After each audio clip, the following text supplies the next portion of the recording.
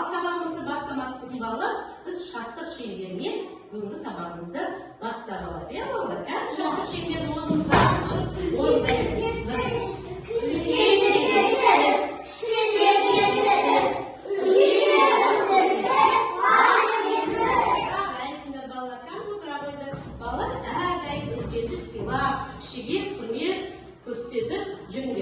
al bugünkü sabahımızı başlayınız. Al uy tapsırması kişilik boyunca biz sıra şolu жасайық.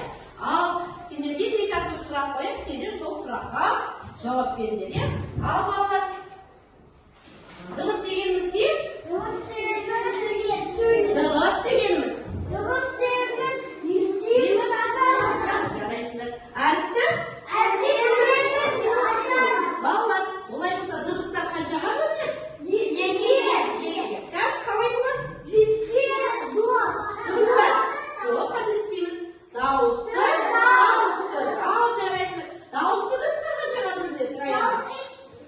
Дауысты дыбыстар, оны қалай? Ішке және қосарлы. Ал дауыссыз дыбыстар қаншаға бөлінеді? Жарайсыңдар балалар. Ал енді балалар сендерге өткенді қайталау мақсатында сендерге құстың ұясы деген әдіс бойынша сендерге тапсырма беремін. Әр топ, мына топқа дауысты дыбыстарды табасыңдар.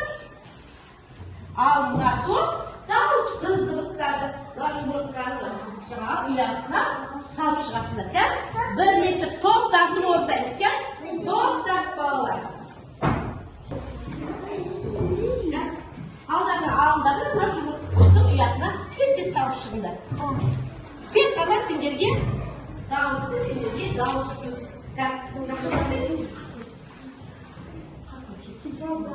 Былай қарайсың. Сендерге дауысты.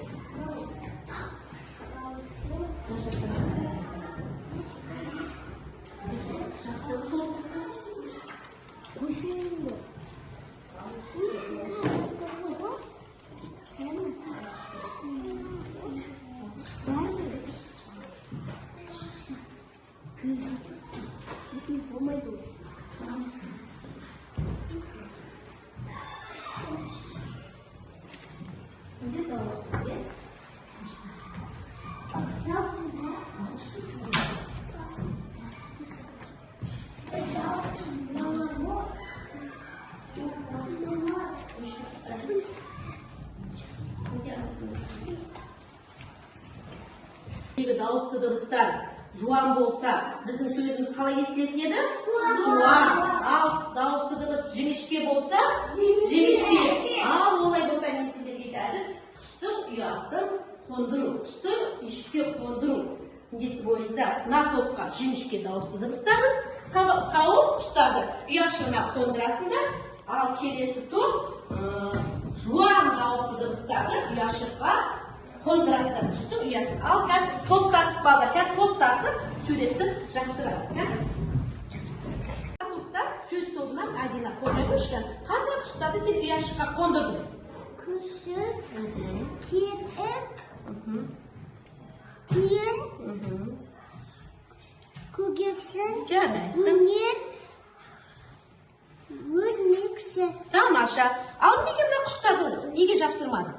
Өйткені олар жуан дауысты дыбыстар.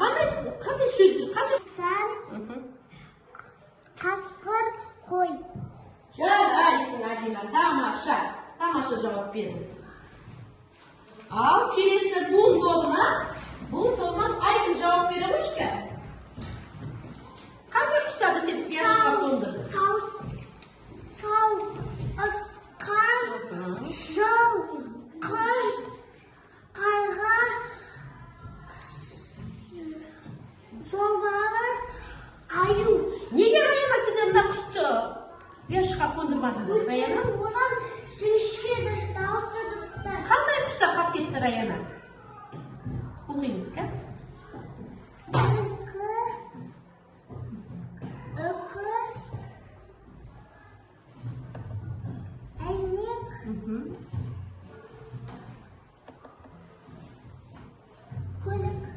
Жарайсыңдар, тамаша. Ал жарайсыңдар балалар. Өте тамаша жауап берді. Жауап бердіңдер. Раянаға жақсы деген баға. Айдолға жақсы деген баға. Лақоттан Адинаға тамаша деген баға. Жарайсыңдар. Ал балалар олай болса, бүгінгі өтетін сабағымыз Алматы қаласы туралы. Алматы қаласы туралы кішкене суретке тақтаға қараңдар. Алматы қаласы. Мынау Алматы қаласының сыртқы көрінісі. Суретке қараңдар мұқият. Келесі суретте балалар тәуелсіздік алаңы. Алматы қаласындағы тәуелсіздік алаңы. Бұл суретте түнгі Алматы. Алматы қаласының түнде суретке түсірілген суреті. Келесі Алматы қаласындағы Көктөбенің басы бұл. Мынау Хан Тәңірі тауының шыңы. Келесі Қапшағай көлі. Алатау бөктері. Таудың баурайы. Балалар, бұл қысқаша Алматы туралы сендерге сурет көрсеттім. Оқулыққа қараймыз бүгін тақырып бойынша. Ал оқулықта Алматы туралы мәтін берілген. Кәдімгі мәтінді іштен дүбірлеп оқимыз. Мәтінді оқимыз. Мәтінді оқы. Мәтін бөліктерін орнына қой дейді. Кәдімгі мәтінді оқимыз. Кәдімгі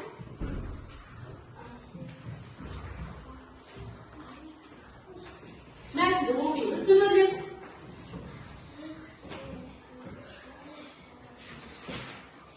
Ал олай болса оқып болсаңдар, мына тоқтан ерек оқимыз кәдімгі мәтінді.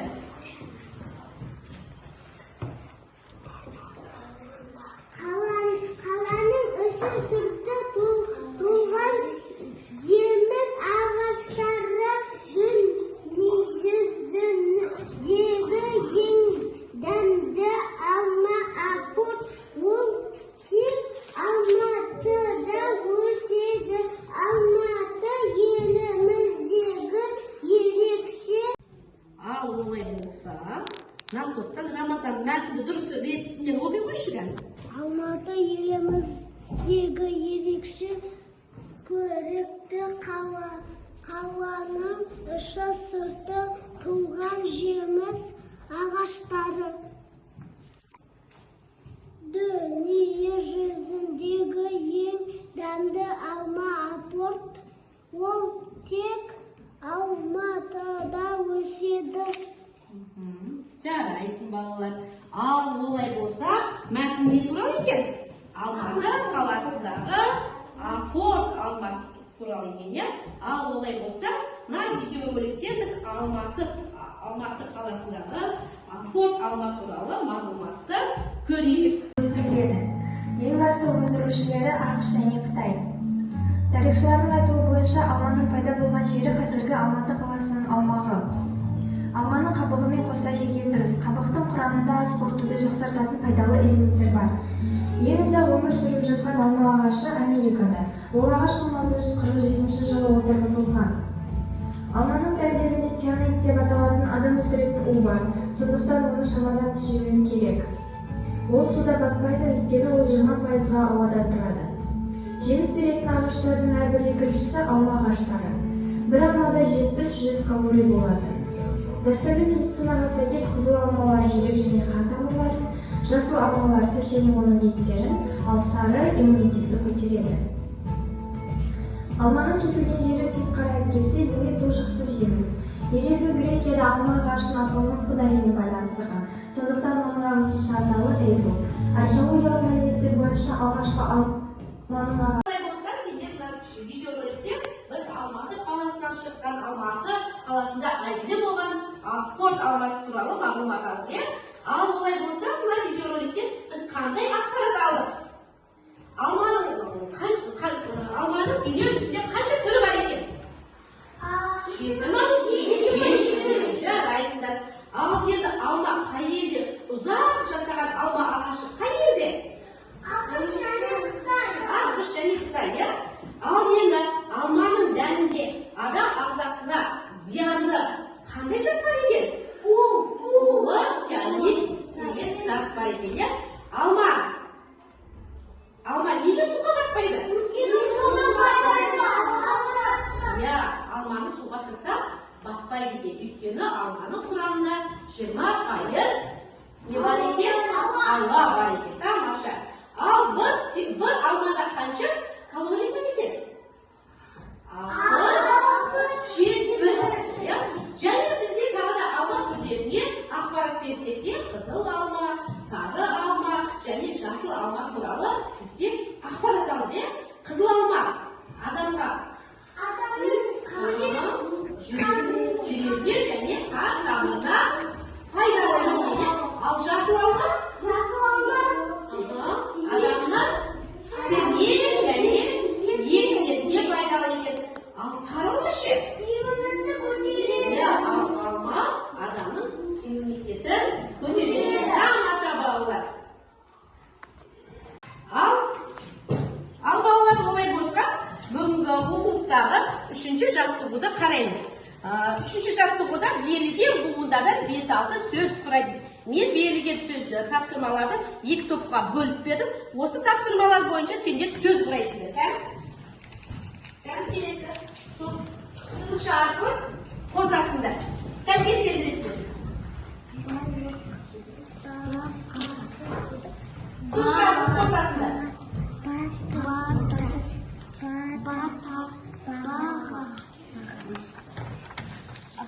Жарайсыңдар, тамаша.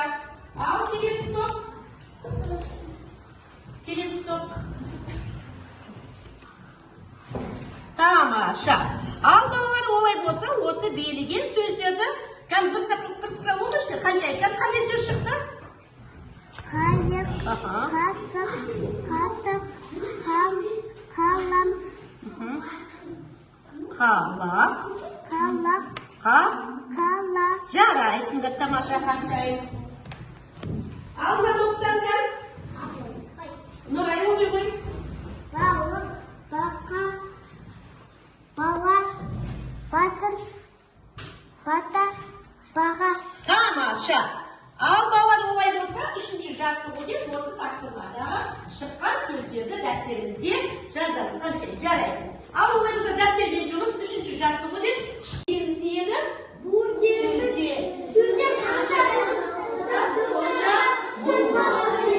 Ал енді буын нешеге бөлінеді деді?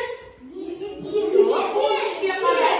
Ашық, бітеу, тұйық. Ал енді ашық буын дегеніміз?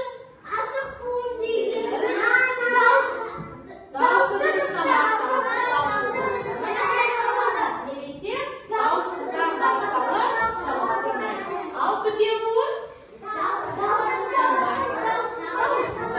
Ал тұйық буын? Тамаша балалар. Ал олай болса сендерге қазір ашық мына жерде алма ағашына алмаларды ілеміз. Ашық буынды ілеміз. Тек қана ашық буынды және мына топта бітеу буынды тауып ілеміз. Алма ағашына жемістерді орналастырамыз. Ал балалар олай болса, бүгінгі тақырып бойынша алма апор, тәтті алма деген әнмен біз сөйлесу сәтін жасап алайық. Олай болса, орныңыздан тұрып, әнді бірге орындаймыз.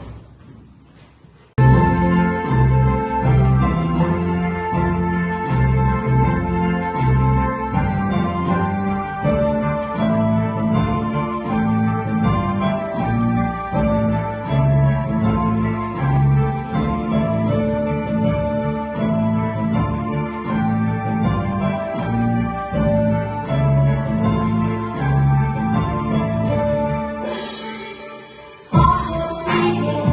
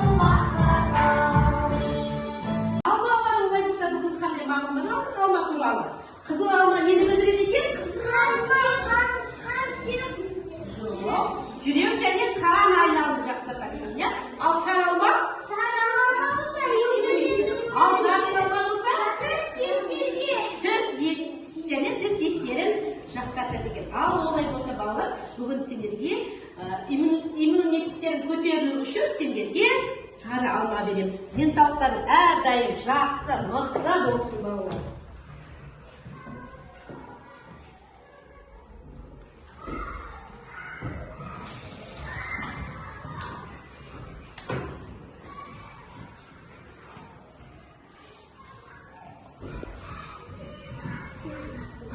Ал олай болса балалар, бүгін сендерге сабақ ұнады ма?